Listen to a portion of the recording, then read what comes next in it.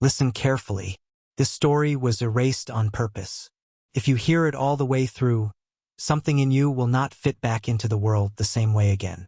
In the fall of 1853, along the swamps of southeastern Georgia, men began vanishing, not drifting away, not dying honorably, but simply removed. 9 overseers, white men, armed men, men whose power rested on whips, ledgers, and fear. Official records said they moved west. That lie was neat, clean, and comforting. But the land remembered otherwise, and so did the people forced to work it. This is not just a story about violence. It's about control, who is allowed to wield it, and what happens when the system loses its grip for even a moment. Burke County sat at the heart of an empire built on obedience. Rice fields flooded with human bodies. Cotton rows measured in broken backs. And above it all, an invisible machinery of psychological domination so precise that most men trapped inside it never even thought to resist. Slavery didn't survive on chains alone. It survived on conditioning, on identity destruction, on convincing both the enslaved and the enforcers that the hierarchy was nature itself. Overseers were not elites. They were instruments. Poor white men elevated just enough to brutalize others in hopes they'd never question who truly held power above them. Their cruelty wasn't incidental, it was required. Violence was currency. Fear was policy. And then one man arrived who did not fit the story. He had no officially recorded name. Only a description. Albino, male, 28, property transfer, field hand. But among the enslaved, he was whispered about as something else entirely. A disruption, an anomaly, a crack in the ritual. His skin was pale in a world obsessed with color as destiny. His eyes couldn't bear the sun that everyone else was forced to worship from dawn to dusk. His body carried marks not just of punishment, but of repeated rejection by the system itself, sold again and again like a tool that refused to function as designed. The overseers laughed at him, mocked him, called him cursed. But mockery is what insecure systems use when they sense something they can't categorize. Because what the records never said out loud, what the newspapers never printed, was that after he arrived, authority began to rot from the inside. Men who enforced the rules started disappearing into the same swamps where they had buried screams for years. And the machine panicked. This is the beginning of a forbidden loop where power meets something it cannot discipline, and learns it was never as permanent as it claimed. Stay with me. What comes next was never meant to survive history. To understand why this terrified them, you have to understand how total control actually works. Not with chains, but with stories. Every plantation was a theater, and every man on it played a role assigned long before he arrived. The enslaved were trained into silence. The overseers were trained into cruelty. And the owners? They trained everyone else to believe the system was inevitable, ordained, unbreakable. The albino man disrupted that script the moment he stepped onto the Calhoun land. Albinism was more than a physical anomaly in the antebellum South. It broke the racial myth at the foundation of slavery that hierarchy was visible, fixed, and obvious. His skin betrayed no allegiance to the lie. He looked like the masters, yet was treated worse than animals. He looked like power but lived under its boot. That contradiction infected the minds around him. The enslaved watched him carefully, not because they believed he was supernatural, but because he was proof that the rules were arbitrary. Overseers couldn't decide whether to hate him, fear him, or erase him. They called him devil-touched, said God had stripped his color as punishment. But what they were really reacting to was something older: anomaly psychology. Systems of domination rely on predictability. When something doesn't conform, it destabilizes everyone who depends on the system to define who they are. The head overseer, Greer, made an example of him early. Extra hours in the water. Punishments timed to midday when the sun burned his skin raw. Forced labor under conditions that ignored his physical limits, because cruelty to men like Greer was not just corrective. It was performative. It reminded everyone watching what happened when deviation appeared. But here's the truth history avoids. Repeated punishment does not always produce submission. Sometimes it produces something far more dangerous: detachment. Witnesses later whispered that the albino stopped reacting. Whips landed. He did not cry out. Insults poured over him. He did not lower his gaze. It unsettled the overseers. A man who feels pain but does not beg threatens the illusion that violence equals control. At night, in the quarters, enslaved workers spoke quietly of how he listened. Not talked, listened. As if storing something. As if counting. As if waiting. Men like Greer understood dominance only as action. They never considered memory as a weapon. That winter, discipline intensified across the plantation. Beatdowns became public. Executions were hinted at, discussed. Fear was reapplied like pressure on a failing wall. The overseers believed terror had to be refreshed, maintained, reenacted. What they didn't see, what men inside violent hierarchies never see, is the moment fear flips direction. When the people meant to enforce it begin checking the shadows. When laughter sounds forced. When footsteps at night linger just a second too long. By the time the first overseer vanished, the plantation was already spiritually unstable. And that's the most dangerous phase of any control system, when it still looks solid, but has already lost the obedience it depends on. The first man to disappear was not the cruelest. That's important. Systems of fear never start by removing the worst offender, they remove the comfortable one. The one who believes nothing can touch him. The one who walks alone at night because power has convinced him the land belongs to him. He took the river path at dusk, the narrow trail overseers used as a shortcut through the cypress groves. He never reached the other side. By morning, his horse was found tied where no man would leave it. Calm, unspooked, as if it had waited. There was no search party. No panic reported in the ledgers. Greer marked the overseer as departed without notice. And work resumed within the hour. That was the rule. Never let disruption become contagious. Silence was corrective. But silence does not erase instinct. The enslaved felt the shift immediately. Not relief, something heavier. Pressure change. The sense that a boundary had been crossed that could not be uncrossed. They noticed how the swamp sounded different at night. How the frogs stopped all at once sometimes. How men with guns no longer laughed as loudly. Then another overseer vanished. Then another. Patterns began forming where official language refused to look. These men disappeared on nights when discipline had been particularly violent. On evenings after public punishment. After one of Greer's displays meant to remind everyone who ruled the body. And always the albino was nearby earlier that day. Never accused. Never questioned. Invisible by design. Overseers don't interrogate tools, they assume them harmless. This is the blindness power suffers from. It believes rebellion looks loud. It believes fury announces itself. It never considers the man who has already been stripped of identity, reputation, future. A man with nothing left to lose does not move like others. He does not rush. He does not boast. He does not need witnesses. What terrified the overseers most wasn't the disappearances. It was the uncertainty. Violence they understood. Rebellion they could crush. But absence? That does something else to the mind. It invites imagination.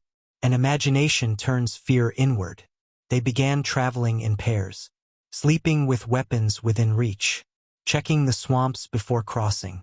Men hired to impose fear were now practicing rituals to protect themselves from it.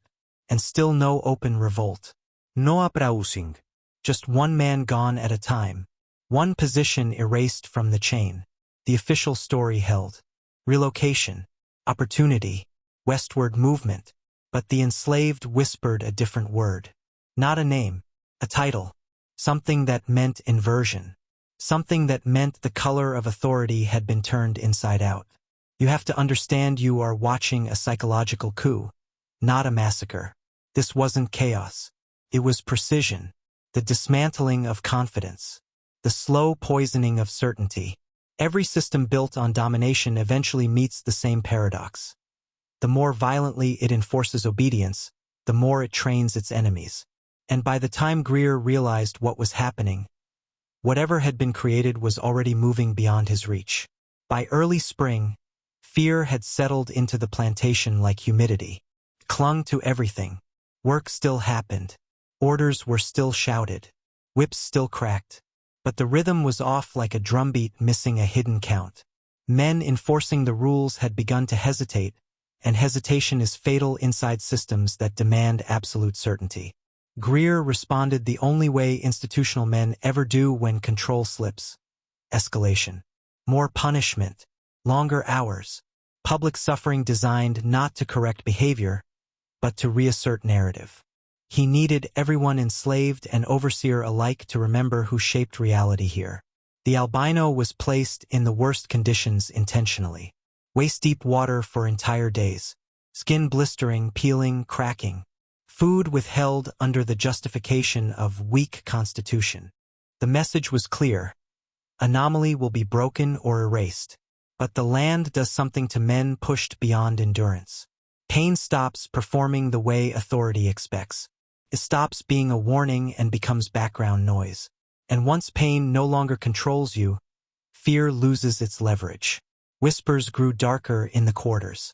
Not celebratory, reverent.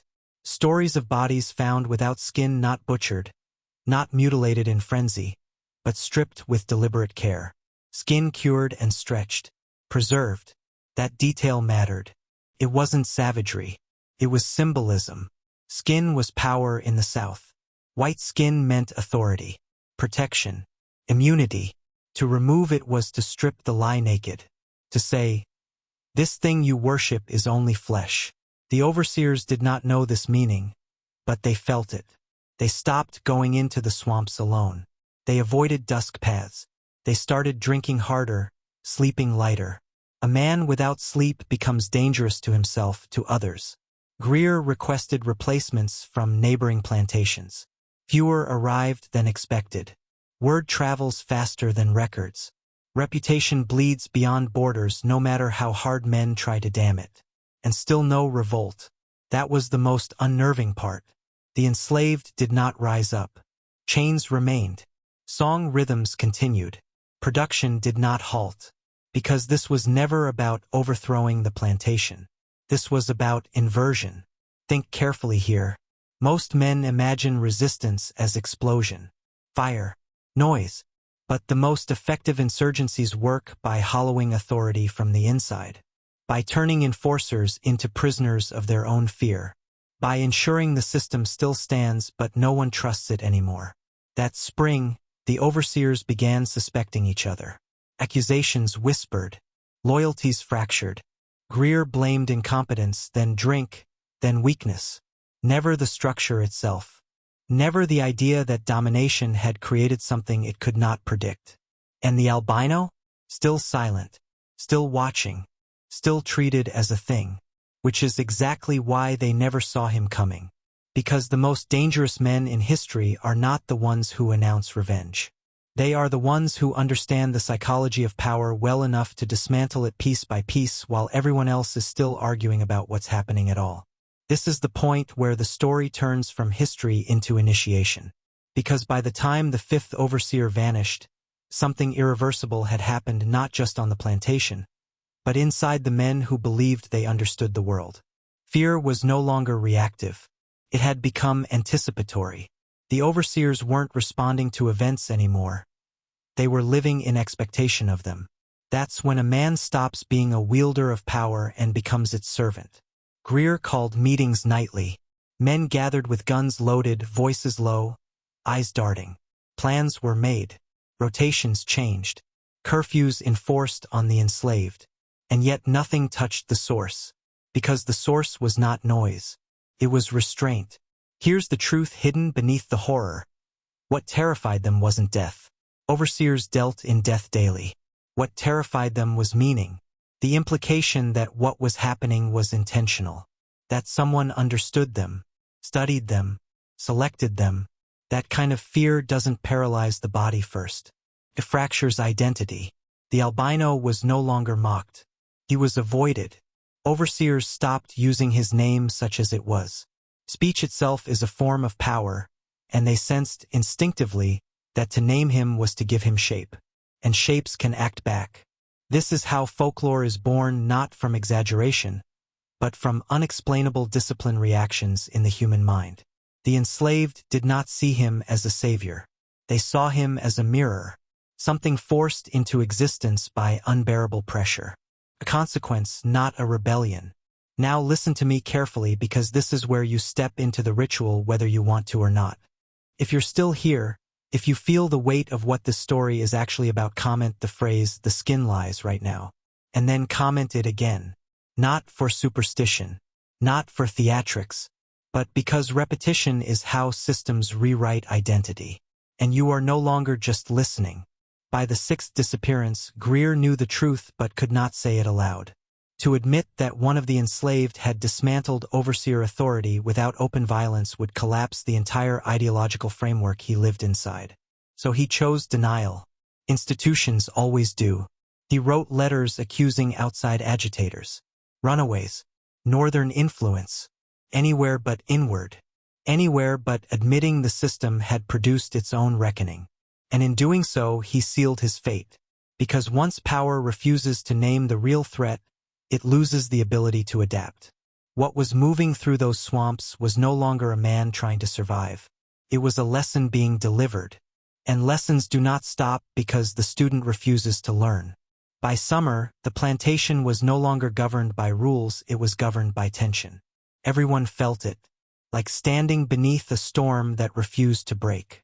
Days burned hotter. Nights stretched longer. Men woke from sleep already exhausted, already afraid. Greer finally did what men like him only do when they feel the floor giving way beneath them. He tried to reassert symbolic dominance. A public punishment was ordered, not corrective, demonstrative. One designed to remind the enslaved that mystery would be answered with spectacle. The albino was selected again, of course, an offering meant to reset the psychological balance. The punishment was prolonged, excessive, designed to crush not just the body, but the idea that endurance could become resistance. And something went wrong. Not in the obvious way. There was no outburst. No scream. No collapse. The albino endured everything with a stillness that unsettled even Greer. His breathing steady. His eyes unfocused, not in shock, but in withdrawal. As if the room no longer contained him. That night, something broke in the overseers. You need to understand what that means. Men who rely on violence do so because they believe pain connects them to their victims. That pain confirms hierarchy. But when pain is absorbed without recognition, when it no longer reflects back, dominance collapses into emptiness. They had reached a point of psychological inversion. From that moment on, every sound in the swamp became a signal. Every delay in return a question mark. The men who once stalked others began imagining themselves stalked. And imagination, once loosed, becomes its own predator. The seventh overseer vanished in full daylight. That was the pivot. Daylight is where authority lives, where rules feel real, where violence believes itself justified. To lose a man in the open was to announce that nowhere was protected anymore. That time, place, and order had all failed. Greer barricaded himself at night. Loaded weapons he never fired. Wrote in his ledger obsessively lists, notations, names circling nothing. Writing is what men do when control has slipped beyond reach and they need proof they still exist. The enslaved sensed the shift too. Work slowed, but no one was corrected. Orders were given, then quietly withdrawn. The machinery still moved, but no one trusted it. And here is the suppressed truth most histories will never admit. The plantation was already dead before the final disappearances. Authority survives only as long as its enforcers believe in it. By the time the eighth man vanished, the idea of inevitable domination had come undone. What remained was a hollow structure, echoing. And inside hollow structures, even whispers can sound like thunder. Only one overseer remained. And he knew deep in the place where stories are born that the lesson was no longer theoretical. It was coming to close the loop. The last overseer left alive understood something the others never had time to articulate. This was no longer about punishment or vengeance. It was about replacement, about who gets to decide what fear means. Greer tried to flee. He packed at dawn, intending to reach Savannah before nightfall, clinging to the belief that movement could outrun consequence. That belief has destroyed more powerful men than rebellion ever has. Because systems teach their servants that authority is portable, that power follows the badge, the weapon, the title. It does not. Greer never made it past the Cypress break. His horse was found days later, bloodless, unmoving, reins intact. What followed was not investigation, but erasure. 9 overseers gone. No trails. No newspapers. No militias. The plantation didn't revolt. The enslaved didn't rise up. Instead, replacements were quietly assigned. New men arrived who asked fewer questions, who avoided the swamp paths, who enforced rules with distance instead of intimacy. This is the part the myths soften but do not misunderstand it. The system learned. It did not fall. It adapted. It reduced cruelty just enough to prevent another anomaly from forming. Violence became quieter. Punishment less personal. Control more bureaucratic. Suffering spread thinner but wider. Progress, they would later call it. And the albino? He vanished. Not captured. Not executed. Not recorded. He dissolved back into the great silence where dangerous men are placed once their purpose is fulfilled. Some whispered he was sold again. Others said the swamp took him. But among the enslaved, the story hardened into something simpler and truer. He became a reminder. Not a hero. Not a monster. A consequence. Here is the knowledge buried under the gore and whispers, the part you were never meant to extract. Oppression does not fear moral argument. It does not fear exposure. It fears precision. The albino never attacked the system directly. He removed its teeth. He taught fear to turn inward.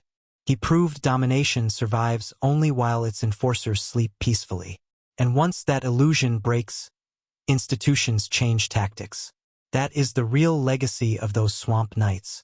Not justice, not revenge, but a lesson written so deeply into power that it still governs how authority behaves today. Quiet, administrative, detached, because loud cruelty creates resistance. But controlled fear? That sustains empires. You are not listening to a ghost story. You are being shown a blueprint. One more descent remains. And this is the part most men are not prepared to hear. What makes this story dangerous isn't what the albino did. It's what the system did after it survived him. History teaches men to look for endings: heroes slain, villains punished, moral balance restored. But real power never ends stories cleanly. It metabolizes them. It studies the disruption. Then it evolves. After Burke County, plantations across the region changed. Not in ways you'd find in textbooks. Not in ways that sounded humane. Overseers became interchangeable. Violence became procedural. Records grew thicker, language colder. Direct sadism faded not out of mercy, but strategy. Pain stopped being personal and became structural. That is the upgrade. Skin no longer needed to be taken because identity had already been rewritten. Control shifted from terror to dependency, from lashes to ledgers, from spectacle to surveillance. When slavery ended, the architecture didn't collapse, it rebranded. Labor codes, debt systems, incarceration, psychological compliance disguised as order. And buried at the origin of that shift is an unspoken recognition. Raw brutality creates anomalies. Extreme pressure produces men who stop responding like men. So power learned to smooth the edges. Now hear this, because this is the truth that reaches beyond Georgia swamps and into your own life. Every era has its overseers. Every system has its albinos. And every man is being shaped, whether he knows it or not, by incentives designed to keep him predictable. You live inside a structure that no longer needs chains because it understands psychology better than Greer ever did. Curates fear. It distributes rewards. It encourages just enough rebellion to feel free while never threatening the frame. That's why stories like this are softened, sensationalized, turned into folklore, so you focus on the blood and miss the lesson. The albino was not unique because he was violent. He was unique because he became unreadable.